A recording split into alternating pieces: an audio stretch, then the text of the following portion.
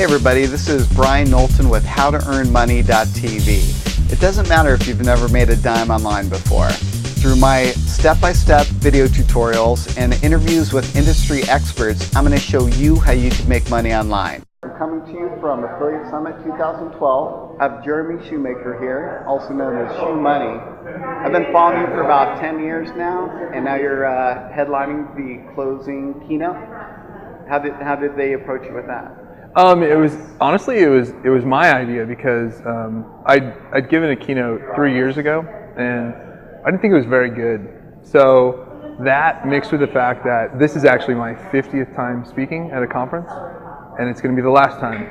So I'm actually retiring. So I just said to Missy, you know, if you had a keynote position open, I'd love to do it because it's probably going to be the last time I talk. But I said, you know, and I have some things, and I think that I need to redeem myself from the keynote I gave at Isaiah 3 years ago that I wasn't really prepared for. So. Oh, are you retiring from speaking altogether? Yeah. Including what about your blog and? Oh no, I'm definitely. Yeah, I'm going to I'll continue to do the blog. You know, I did the blog years before anyone read it, and I'll do it years after people stop reading it. So. Yeah, I've been following you, friend, forever. I feel like it's close to 10 years. It's been a while. The blog is going on 9 years, but I was on forums and active before that. Yeah. So. When did you get on Webmaster Radio and have a podcast there? That's been, I want to say 2005, 2006-ish, something like that. Yeah, I really enjoyed those shows. Thanks. I miss doing that. Yeah, I'm glad that you've been doing some videos on iTunes. Mm-hmm. So I subscribed to your channel, and those have been hilarious. Thanks. I really like those. Thanks. So so that's been really good. What do you think that you're going to be doing? What are you going to be covering in your closing keynote? If I could get a sneak peek. No, it's fine. You know, I did a lot of research on, you know, how to give a good keynote, because I've been doing panels, you know, forever, and you know, it's a lot different presenting a keynote, and especially the closing keynote, because you know, you want to leave people with some sort of, you know, idea or thought, or you know, I'm not really motivational, but you know, I think that there's some really important key points I want to make.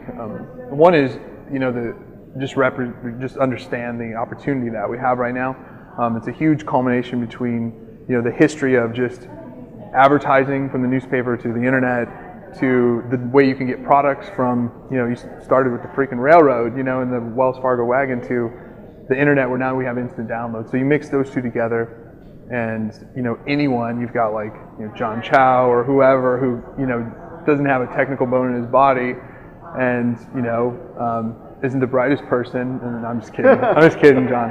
I like to resin, but you know, and if a guy like that can make $40,000 a month telling people how he makes money online, which is his tagline, you know, or there's several other examples I could go into, of course, but it's just, I mean, the opportunity right now is so tremendous. So that's one point I want to make, and the second point is that you really have to be willing to do what others are not, right? And so throughout history you see, and I give examples of what I've done that other people were not willing to do, and you know, sometimes that means you have to work harder, which is not really me, but it's, you know, my wife, who's a physician, she works hard, and that's why she's where she's at.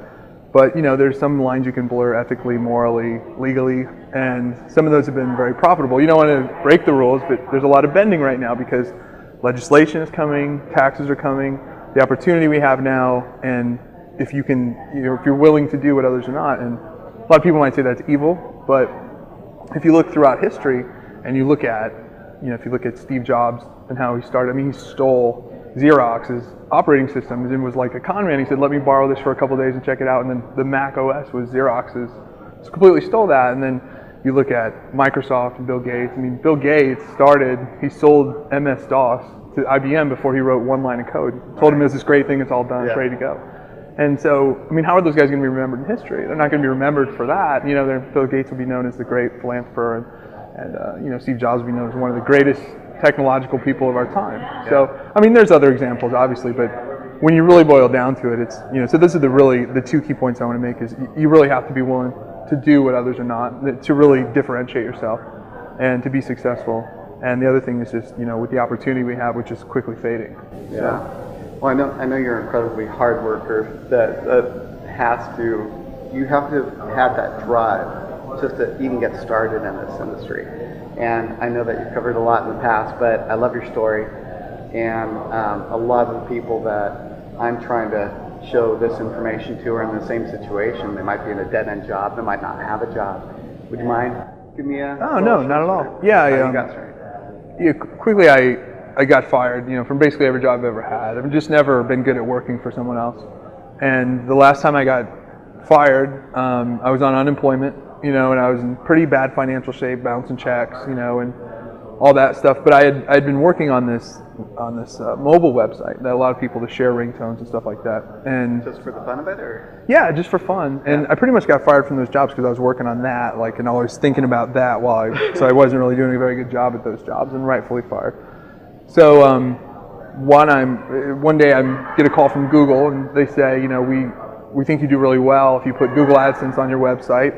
And so I tried it, and a couple months later, you see the famous AdSense check, which is 130-some thousand.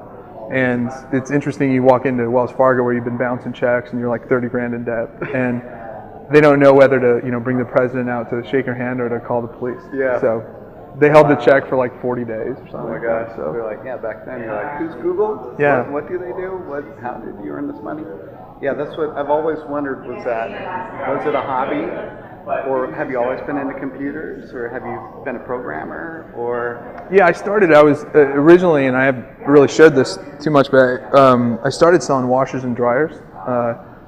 And a girl came in one day and said she was going to open an internet service provider. And she said, they tell us that you're good with the Mac computers here. And I was like, well, I know how to play games on them, I'm not that great with it, but I had Apples and stuff earlier, and so she said, well, we need somebody that just knows anything about it because we have all these Mac users and, nobody knows anything to help them. So I started working there, but we had what was called dummy terminals, and so it was a Linux-based system, and so you really had to learn a command line server thing, and it was kind of like the Karate Kid because I was developing all these skills, like writing scripts and using Apache web server and setting all that stuff up, and, really editing code, and I had no idea the skill set I was learning until later, as I started to do my own stuff, and I was like, wow, virtual hosting, people don't know how to do that, or all this other stuff. And so when I built the ringtone site, it really helped a lot. And so that's the quick version of how I picked the stuff up. But I'm not a very good programmer. In fact, a lot of my sites, it's funny looking back on the code now how insecure it was, because I was so good at Linux scripting, but I would actually write, and people, unless you're a geeky programmer, you're probably not going to get this, but I would write PHP code that would fork to bash. So that's the most insecure thing about you could do. But almost all my things are just PHP that fork to bash, which is horrible. Wow, so yeah. A lot of security vulnerabilities. Yeah. I'm also curious, what have you been up to lately? So lately we launched a new site called Offer Pools, which is basically built around, we'll host your pool, whether it's an office pool about who can take the most shots, whatever, and or if it's who's going to win Big Brother, who's going to win the UFC fight, who can pick the best fights, all this stuff. So we'll host that, and we'll give away dollar prizes or other prizes. And basically, the goal eventually is to team up with a big brand or something that would, like Chick-fil-A or something that we worked with in the past, where it's sign up to get a free sandwich, and that's your entry into the pool. So it's like an affiliate offer kind of thing, and that's your entry thing. So we just launched it. And so if you go to it now, it's just basically we're doing mixed martial arts events because they happen every week, and we're building out the site. But hopefully by the time you see this, we'll have a lot more in play. But that's been a lot of fun, and a lot of people know me as the blogger. They think I'm this guru who sells products and stuff, and it's funny because our real core thing is building internet services and sites. So that's where our revenue comes from. And that's what from the very beginning when I was following you, you were never pushing products. Right. You weren't doing hardly any pushing at all. I was like, wow, this is all pure information. Yeah, and I went down that road once, for about a year. And I did really well with it. I pushed other people's products that I just have 3 rules for that, and one is I have to have met them in person. Yeah. The second one is I have to have had the product, in my hands, looking at it, make sure it's a good product. And the third one is, their refund policy is just to make sure they have a no questions asked, 30-day, no tricky bull crap of you've got to go through this hoops, and because these are my people at the end of the day, right? And so they're entrusting in me that I'm not going to lead them down the wrong road. And there are a lot of people that I've been, like what you said, you've followed me for years, and so there are people that I've been building trust with for years. So for me to sell them shorts and make a quick buck is not a very good idea. Yeah. So. And I know you get this question all the time, but I have to ask it. It's okay. A lot of my listeners are people that, they know about computers. Mm-hmm. They have a basic understanding of even like how to set the blog or get Sure. hosting, all that good stuff. Do you have any advice? Like, I have tons of that. Yeah, if they've done tons of research, they just haven't identified exactly what they're looking to do. I mean, what do you, it's going to sound a little corny, but I mean, honestly, the biggest thing is just what do you know about? Like, because if you're searching for a profitable niche, like let's say you want to do insurance, which is very profitable, right? So you start blogging about insurance, you start doing this, but you don't really care about insurance, right?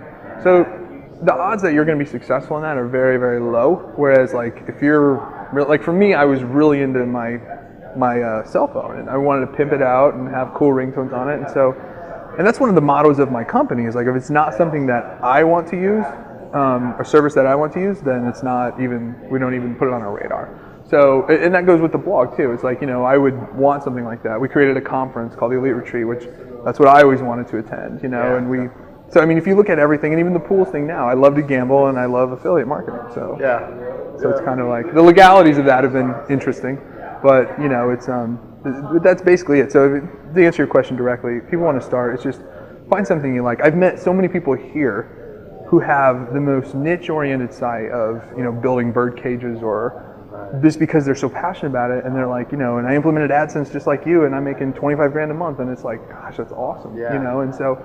That's what I say to people is, just get started right now. There's no reason you can't just start writing now. But you've got to give value to people. I mean, you can't, and you've got to, like I said, be willing to do what others are not.